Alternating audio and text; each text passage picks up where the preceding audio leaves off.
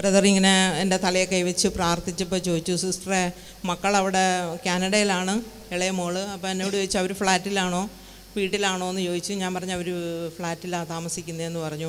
അപ്പം ബ്രദർ പറഞ്ഞു അവരെ അവിടെ കർത്താവ് അവരെ അവിടെ ഉറപ്പിക്കും. മോൾക്ക് ചില ടെസ്റ്റുകളൊക്കെ വരും ഇതിൻ്റെ നേഴ്സിങ്ങിൻ്റെ, അതിലെല്ലാം മോള് പാസ്സാവും എന്ന് പറഞ്ഞു. മെയ് മാസം 1-ാം തീയതി കനേഡിയൻ്റെ രജിസ്ട്രേഡ് നേഴ്സിൻ്റെ ടെസ്റ്റ് മോള് പാസ്സായി. അത് കഴിഞ്ഞ് അവർ ലാംഗ്വേജിൻ്റെ പ്രോഗ്രാം കൊടുത്തു, അതിൻ്റെ കഴിഞ്ഞു. ഇപ്പോൾ ബ്രിഡ്ജിങ് പ്രോഗ്രാം എന്ന് പറഞ്ഞ് കൊടുത്തിരിക്കുകയാണ്. അപ്പോൾ അതിൻ്റെ 2 എക്സാമുകൾ കഴിഞ്ഞു. അതിന് അവൾക്ക് 80% മാർക്കുണ്ടെന്ന് പറഞ്ഞു. പിന്നെ മക്കൾക്ക് അവിടെ ഒരു ഭവനം കർത്താവ് പെട്ടെന്ന് കഴിഞ്ഞ മാസമാണ്, ഇപ്പോൾ ഈ മാസം 7-ാം തീയതി അതിൻ്റെ രജിസ്ട്രേഷൻ കഴിഞ്ഞു. താക്കോല് കൈ കിട്ടി.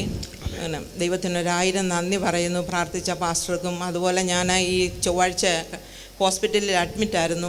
അപ്പോൾ സിന്ധുവിനോട് ഞാൻ പറഞ്ഞു ഇങ്ങനെ ഹോസ്പിറ്റലിൽ അഡ്മിറ്റാണ് മോളെ, എനിക്ക് ഈ വെള്ളിയാഴ്ചത്തെ മീറ്റിംഗ് കൂടണം, എനിക്ക് വരണമെന്ന് പറഞ്ഞു. അപ്പോൾ തന്നെ അവൾ പാസ്റ്റർക്ക് മെസ്സേജ് ഇട്ടു, പാസ്റ്റർ പ്രാർത്ഥിക്കാമെന്ന് പറഞ്ഞു. പ്രാർത്ഥിച്ചു.